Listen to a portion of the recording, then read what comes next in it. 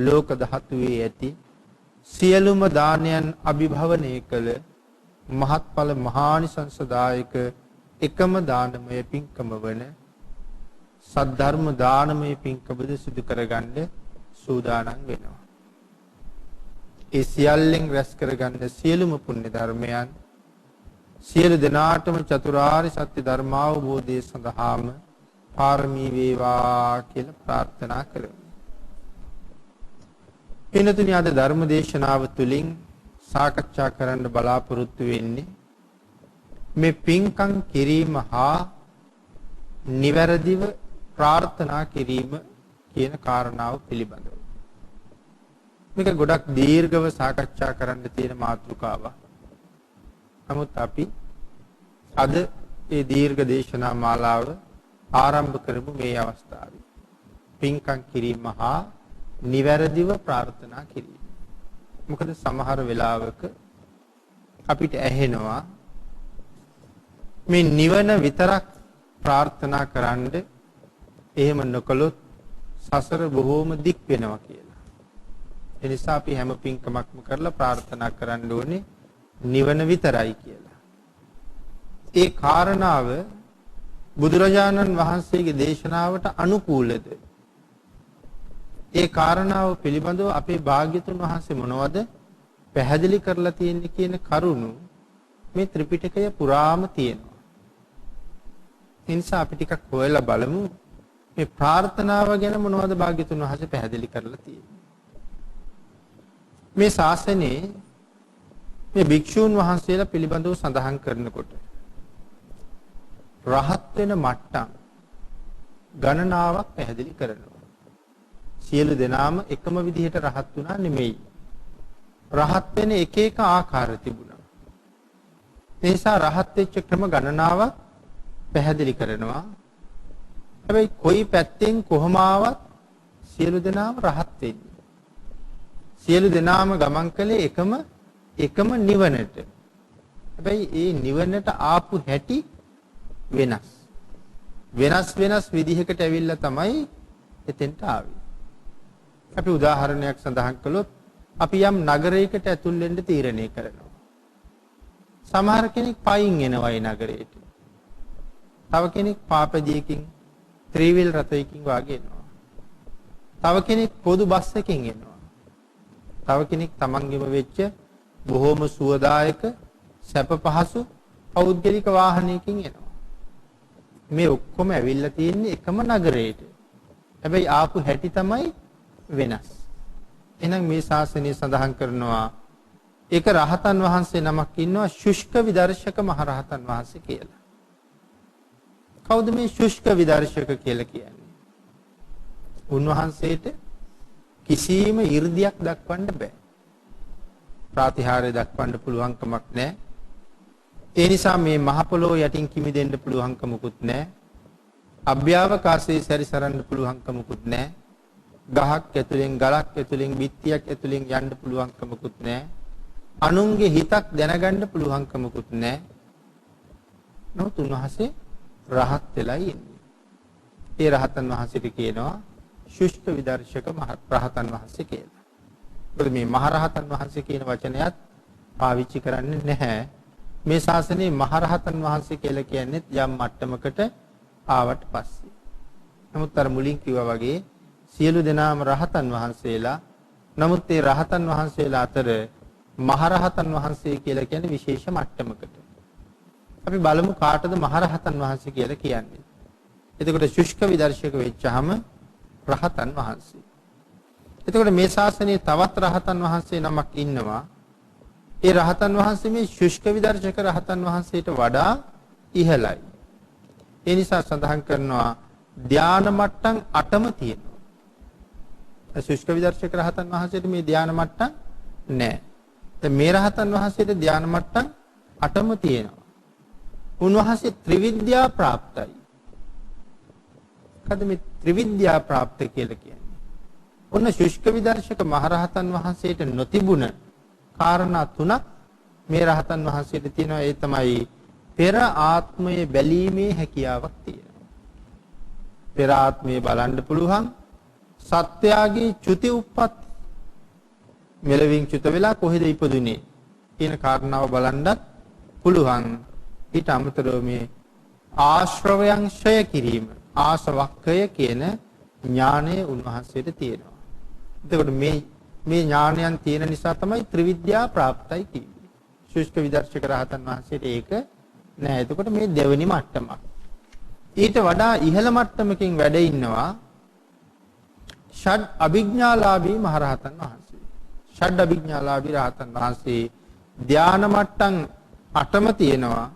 ඒ 8ටම සමවදින්නත් පුළුවන් සියලු අභිඥා සහිතයි. ධානා මට්ටම් 8ටමත් සමවදිනවා සියලු අභිඥාවන්ද සහිතයි. තවත් රහතන් වහන්සේ නමක් ඉන්නවා ඊටත් වඩා ඉහළයි. ඒ රහතන් වහන්සේට කියන්නේ සිව්පිලිසිඹියාපත් මහරහතන් වහන්සේ කියලා. දැන් ඕම් මෙතෙක් වෙලා අපි මහ කියන වචනේ පාවිච්චි කරුවේ නැහැ.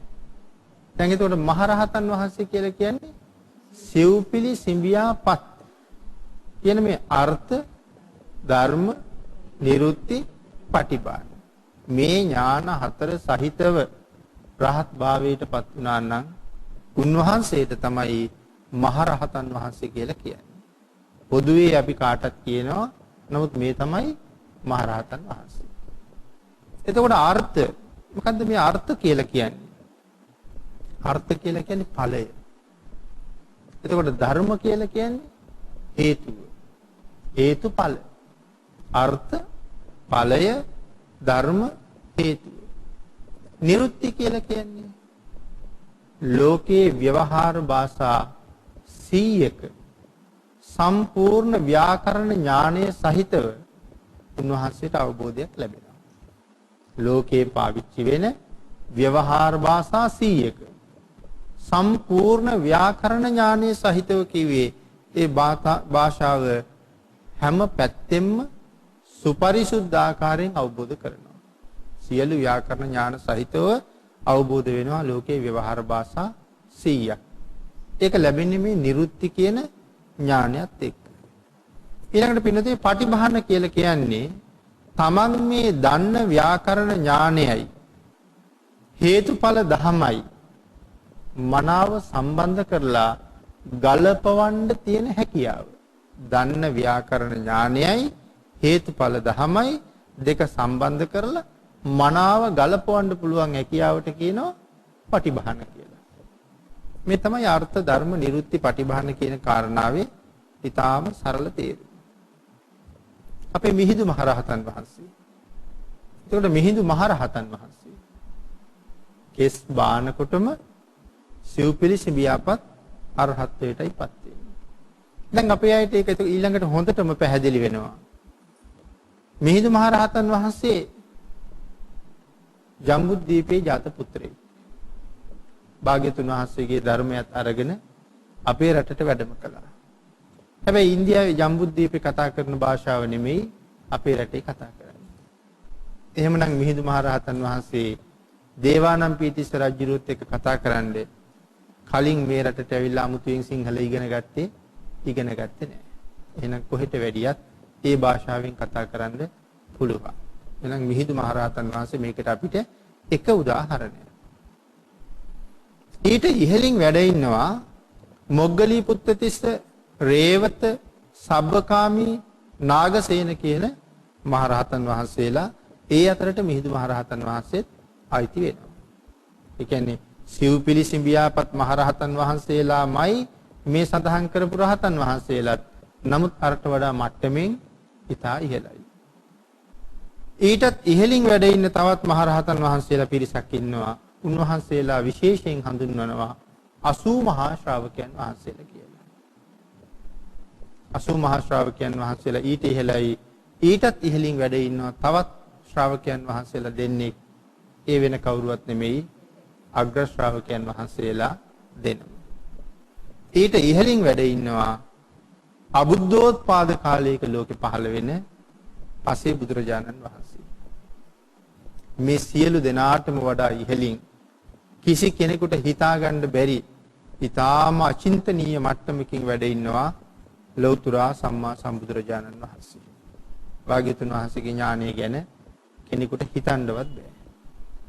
සරියුත් මහරහතන් වහන්සේ මොනතරම් ඥානවන්තද? අපේ ශාසනයේ ප්‍රඥාවන්තයින් අතර අගතනතුරේ තියෙන්නේ උන්වහන්සේට.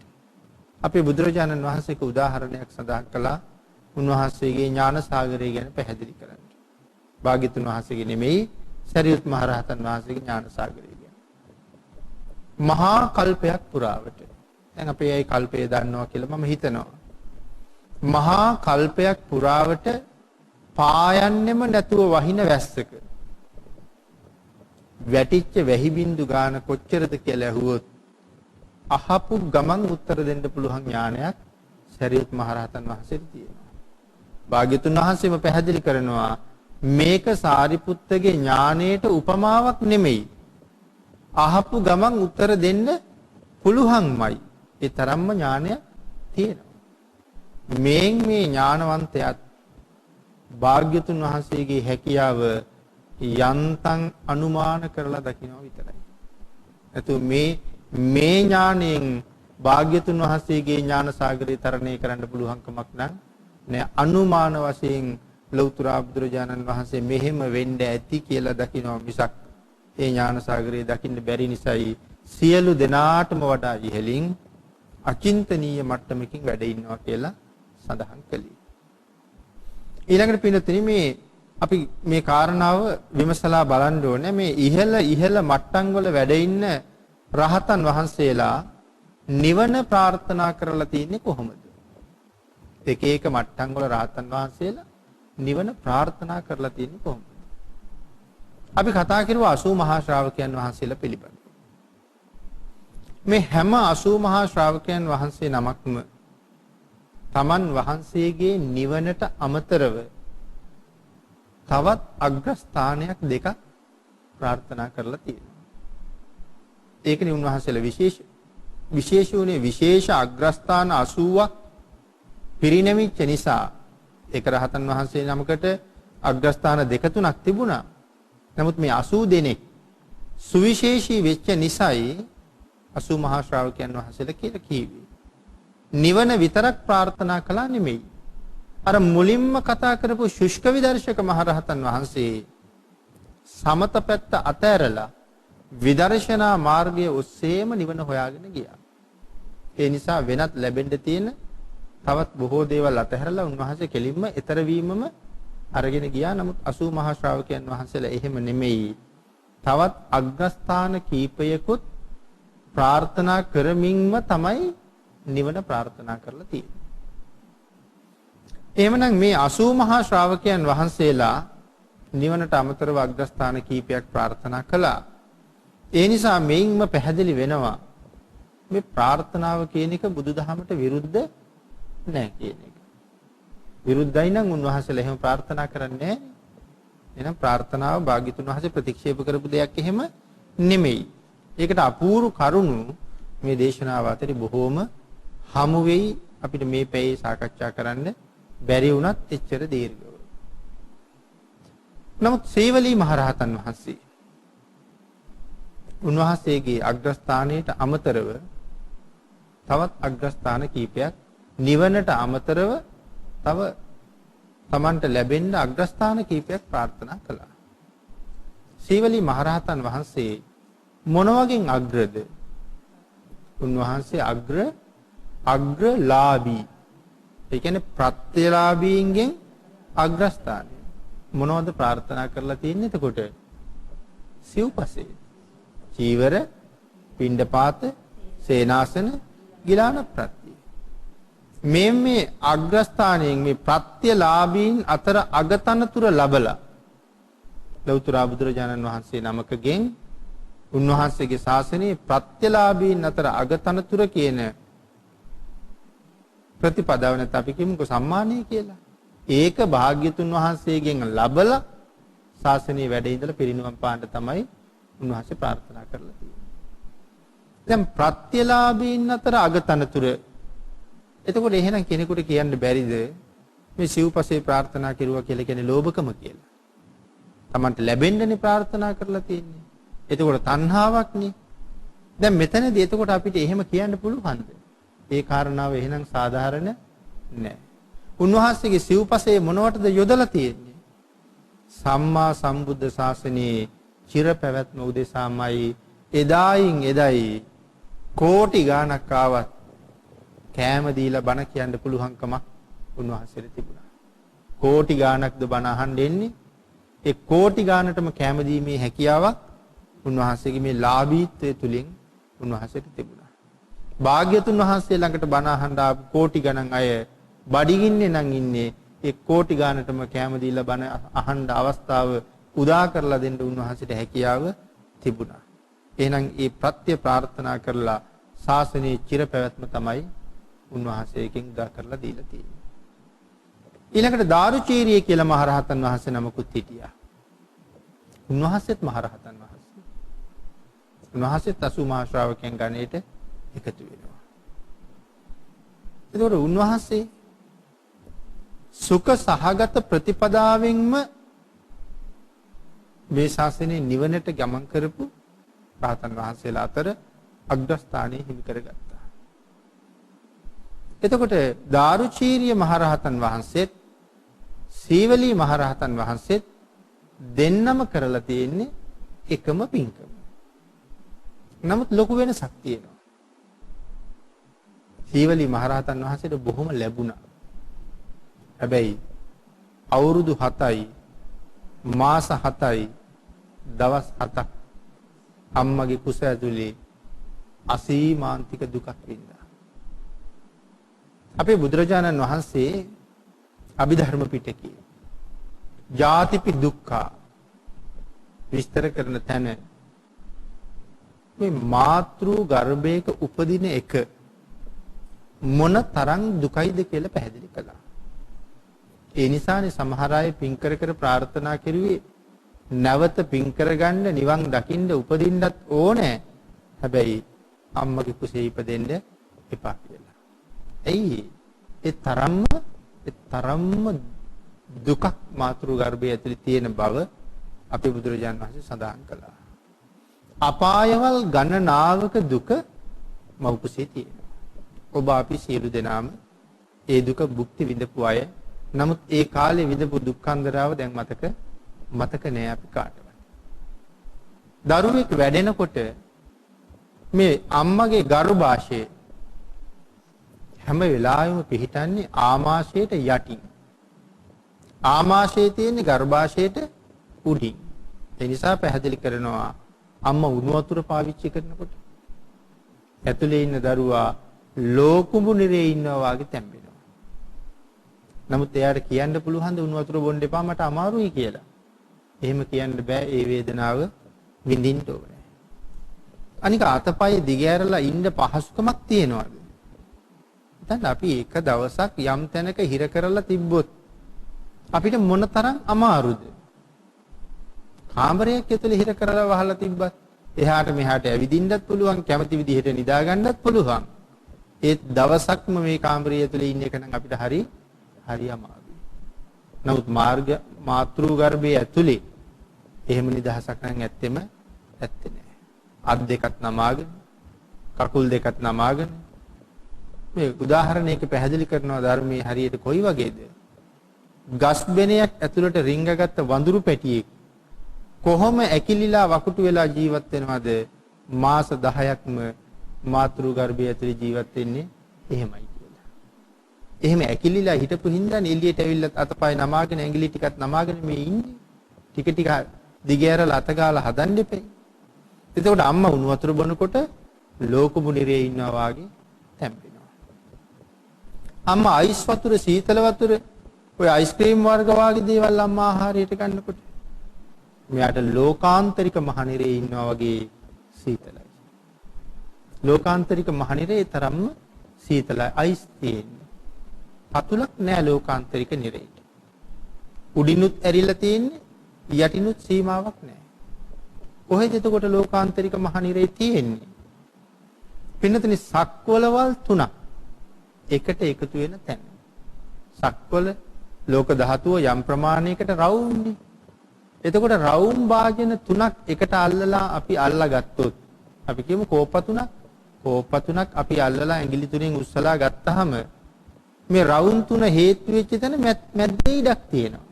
ආන් ඒ වගේ තමයි සක්වලවල් 3ක් එකතු වෙන තැන යොදුන් 8000ක හිස් භූමියක් තියෙනවා. ඒ භූමිය උඩටත් හිස්, ඒ භූමිය යටටත් හිස්. ඒකට පතුලක් නැහැ. එතකොට භාග්‍යතුන් වහන්සේ පැහැදිලි කරපු හැටියට මේ ලෝක ධාතුව පිහිටලා තියෙන්නේ වතුර උඩ. අපි ඉන්න මේ පොළොව පිහිටලා තියෙන්නේ ජලයේ උඩ. යටින්ම වාතය, ඊළඟට ජලය, ඊළඟට පොළොව. එතකොට දැන් මේකට පතුලක් නැහැ. තුන් පැත්තෙන්ම තියෙන්නේ අර සක්වලවල් තුනේ බිත්ති තුන. හරියට නිකන් අර නලයක් වගේ වතුර යන බටයක් අරගෙන බලහම උඩටත් පේනවා යටටත් පේනවා. එතකොට යටින්ම තියෙන්නේ පොළොව වතුර උඩනේ. දැන් එතකොට මේකේ කෙරවල හම්බ වෙන්නේ අර යට තියෙන මහ ජල කඳ. උඩට අවකාශයේ දක්වාම හිස්. හැබැයි අඳුරුයි. මේ සූර්යයා කොච්චර තේජාන්විතද?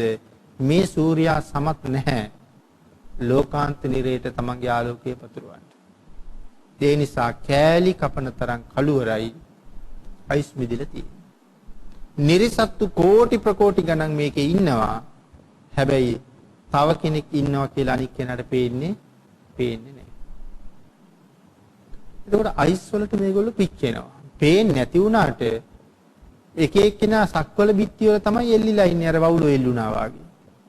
හැබැයි අනික් කෙනාගේ ඇඟේ තව කෙනෙක් ගෑවුනොත් අරයා කල්පනා කරන්නේ කෑම. සක්වල බිත්තිය අතහැරලා ඉක්මනට අර කෑම අල්ලා ගන්න හදනවා. එතකොට වැටෙනවා. වැටිලා යටේම තියෙන වතුරනේ. සීතල නිසා ඒක අයිස් වගේ මිදලා තියෙන ආන්ගේ අයිස් වල වැටෙනවා. එතකොට පිච්චෙනවා. අයිස් වලට පිච්චෙනවා. හුඟක් අය හිතාගෙන ඉන්නේ ගින්දරට විතරක් පිච්චෙනවා කියලානේ. අයිස් වලටත් පිච්චෙනවා. අපි අය ගිහිල්ලා තමන්ගේ ගෙදර තියෙන ওই ශීතකරණය වගේ උපකරණයක දාලා තියෙන අයිස් කැටයක් මිටමලෝලා එකපාරම ගත්තොත් මොකද වෙන්නේ? ඒක අතේ ඇලෙන ස්වභාවයක් තියෙනවනේ. ඇලෙනවා කියලා කියන්නේ ඒ යවට පිච්චෙනවා කියන එකයි. ඒක තව ටිකක් මිටමලවගෙන ඉන්න බලන්නකො ඉන්න පුළුවන්ද කියලා. ඊළඟට මේ අත දිගට විදුලියක් යනවා වගේ දරා ගන්න බැරි වේදනාවක් එනවා. එතකොට අපි එක්ක අනික් අතට මාරු කරනවා නැත්නම් අතාරිනවා. ඒ තමයි අයිස් වලට පිච්චෙනවයි. ඒක අර ගින්දරෙන් පිච්චෙනවා වගේ අපි හිතන හැටියට සිදුවෙන දෙයක් නෙමෙයි.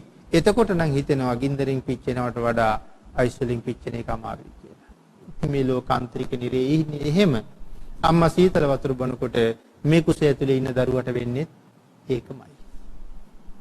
අනිත් කාරණාව තමයි ලෝකාන්තරික නිරය වාගෙම මේක ඇතුලේ කළුවරයි. හිතලා බලන්නකො කුසය ඇතුලට ආලෝකය වැටෙන්න තැන කොහෙන්වත් නැහැනේ. එහෙනම් කැලි කපන තරම්ම කළුවරයි. අපේ භාග්‍යතුන් වහන්සේ ඔසුපත් නිරයන් පිළිබඳව පැහැදිලි කරනකොට ඒක නිරයක් පැහැදිලි කළා ගූත නිරය කියලා. ඒකේ තියෙන මුත්‍රා සහ අසුචි. මේ දෙකම කලවම් වෙලා පැහෙනවා. දුන්දද පැහෙනවා. පරම දුර්ගන්ධයි. ඒ නිසා සඳහන් කළා මේ නිරයේ තියෙන දුර්ගන්ධය සත්ත්ව ලෝකයට හැමුවොත් සියලුම සත්‍යයන්ගේ ඔළුව පුපුරනවා කියලා. ඒ තරම්ම දරා ගන්න බැරි දුර්ගන්ධයක්.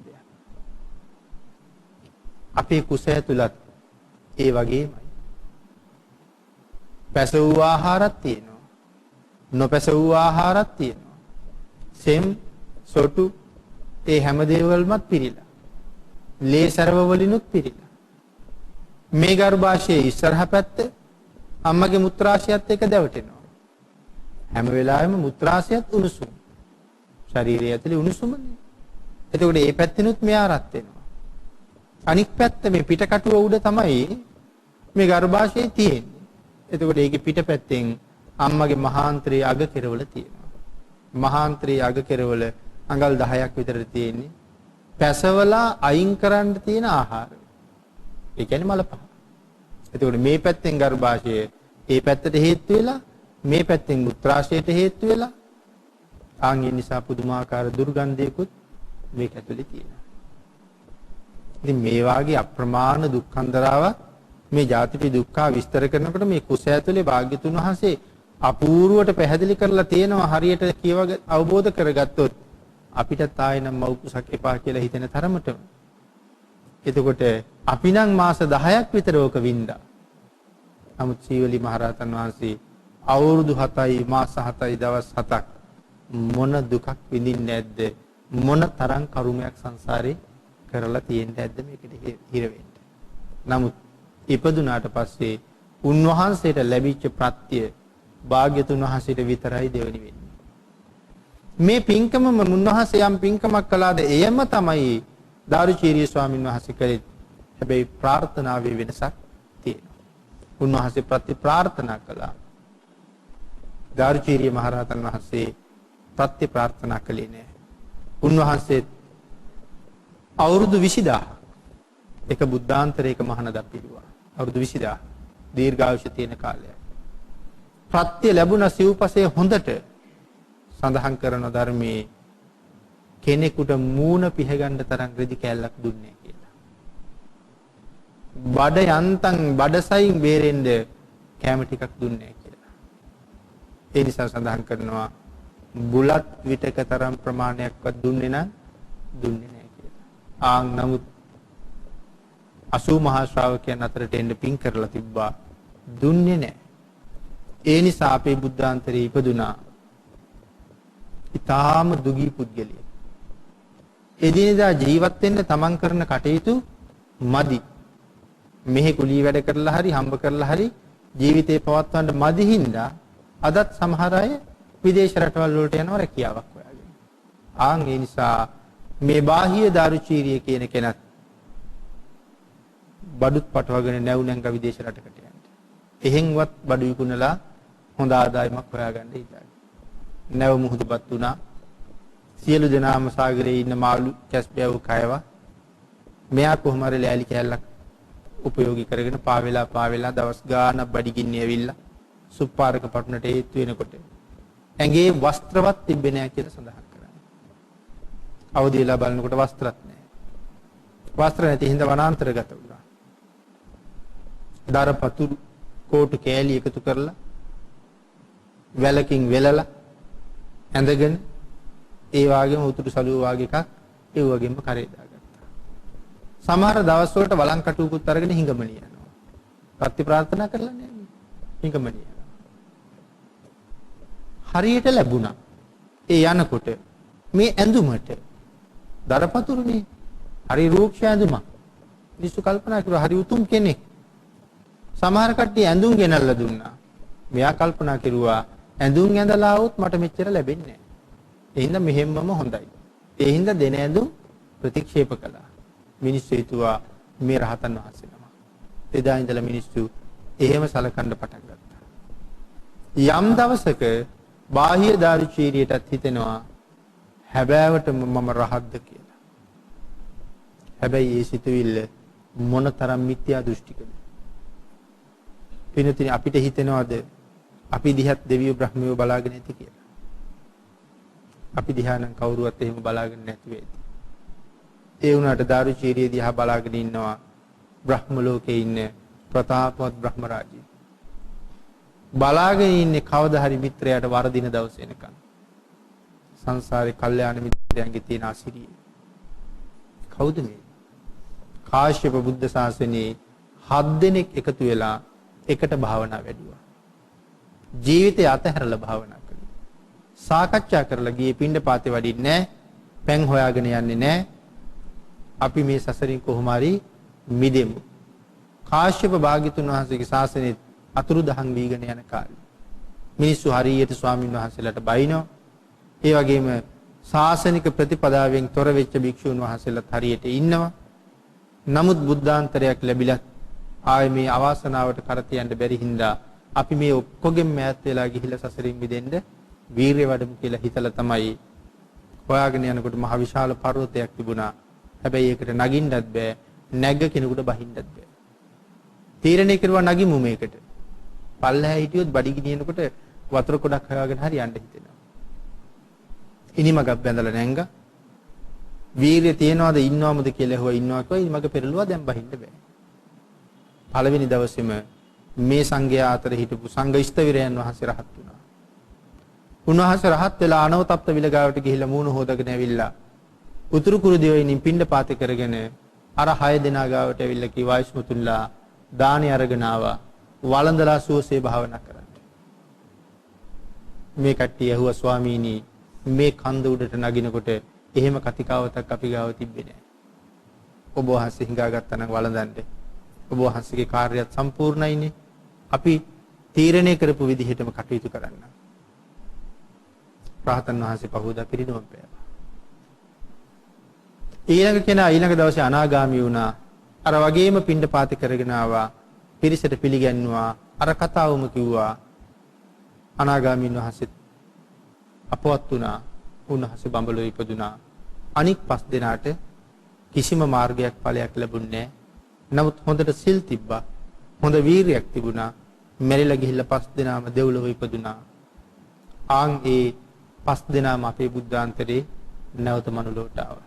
එක්කෙනෙක් පුක්කුසාති මහරජුරු, තව කෙනෙක් දබ්බමල්ල පුත්තිස්ස මහරහතන් වහන්සේ, ඒ අතරේ එක්කෙනෙක් කුමාර කාශ්‍යප මහරහතන් වහන්සේ, තව කෙනෙක් තමයි දාරුචීරිය කියන කෙනා.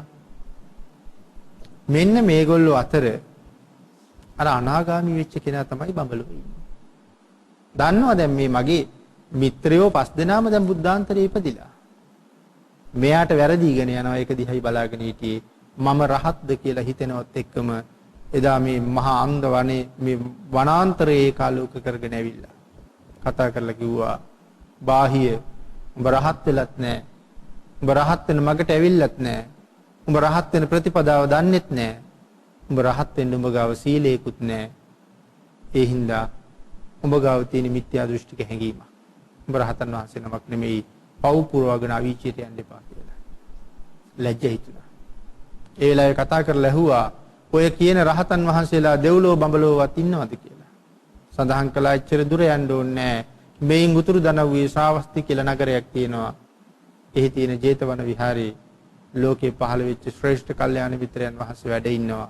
උන්වහන්සේ රහත් වෙන හැටිත් දන්නවා. උන්වහන්සේ රහත් වෙන මගක් දන්නවා. උන්වහන්සේ පින් ඇත්තුන් ඒ මගට යොමු කරවනවා. වහාම හොයාගෙන යන්න කියලා.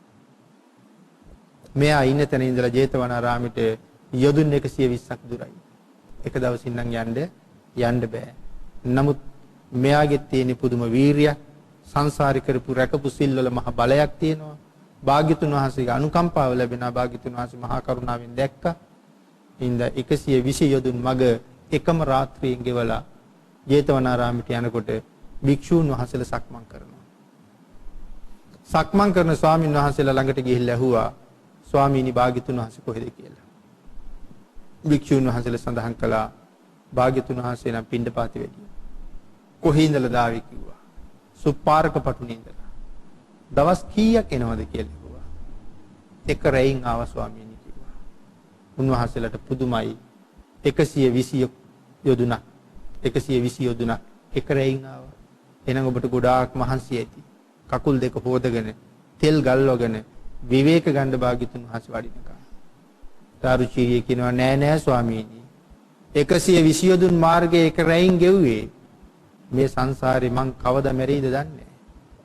ඒ හින්දා මට රැයක් ගත වෙලා රැයක් උදා වෙන එක පරක්කුයි. මෙතෙන්ට වෙලා බුදුරජාණන් වහන්සේ එනකන් වැඩ ඉන්න එකත් මට පරක්කුයි. ඒ හින්දා මට කියන්න උන්වහන්සේ කොයි පැත්තටද වැඩි කියලා. භාග්‍යතුන් වහන්සේ වැඩපු පැත්ත කිව්වා. හොයාගෙන ගියා. අප්‍රමාණ බුද්ධ ලීලාවම ලෝකයට විහිදුවමින් බුදුරජාණන් වහන්සේ පිණ්ඩපාතේ වඩිනවා. ළඟට ගිහිල්ලා කඩපිල මැද්දේ දන ගහලා බුදුරජාණන් වහන්සේගේ ගොප් මස අල්ලගෙන වැඳ වැඳ කිව්ව ස්වාමීනි මට ධර්මයක් දේශනා කරන සේක්වා. මට ධර්මයක් දේශනා කරන සේක්වා. භාග්‍යතුන් වහන්සේ සඳහන් කළා බාහිය මේක බණ කියන තැන නෙමෙයි. මේක බණ කියන වෙලාව නෙමෙයි. ඒ හින්දා බණ අහන වෙලාවට බණ අහමු කියලා. 3 වතාවක් මා යාචනා කළා. භාග්‍යතුන් වහන්සේගේ ජීවිතේ කොයි වෙලාවෙ නැති වෙයිද දන්නේ නැහැ. භාග්‍යතුන් වහන්සේගේ ජීවිතේ එහෙම නැති වෙන්නේ නැහැ. නමුත් මෙයා කියන හැටි මෙයා තවම අවබෝධ කරලා නැහැ.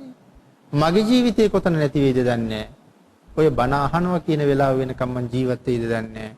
ස්වාමීනි මට පොඩි දෙයක් හොඳටම ඇති. මට අනුකම්පා කරන සේක්වා. බොහෝම කෙටි ධර්ම කාරණාවකුයි පැහැදිලි කළේ. එතනම රහත් වුණා. ස්වාමීනි මං පැවිදි උපසම්පදා කරන සේක්වා.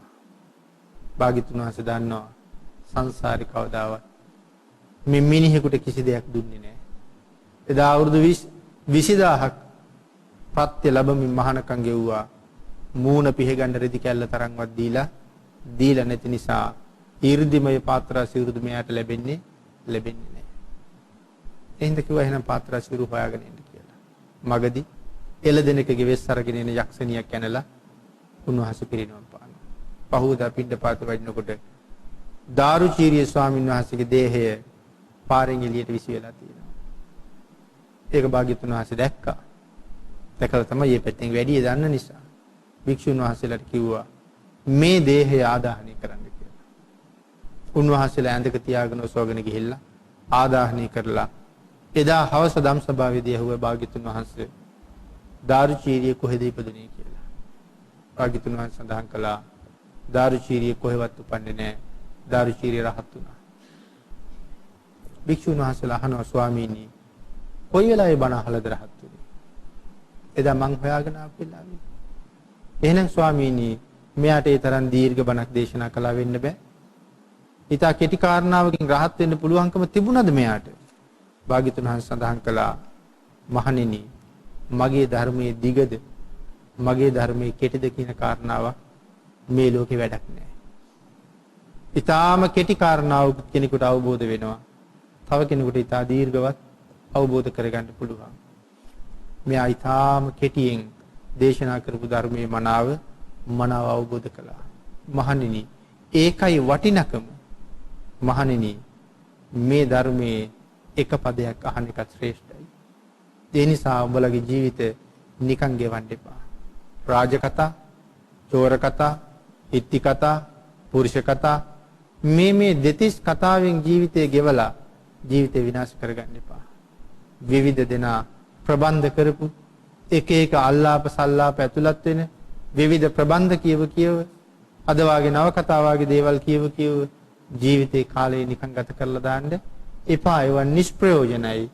ප්‍රයෝජනවත් වූ එක දහම් පදයක් ජීවිතේට එකතු කරගන්න. එදාට ඔබලාගේ ජීවිතේ මීට වඩා යහපත් වෙයි කියලා භාග්‍යතුන් වහන්සේ අපූර්ව ගාථාවක් දේශනා කළා.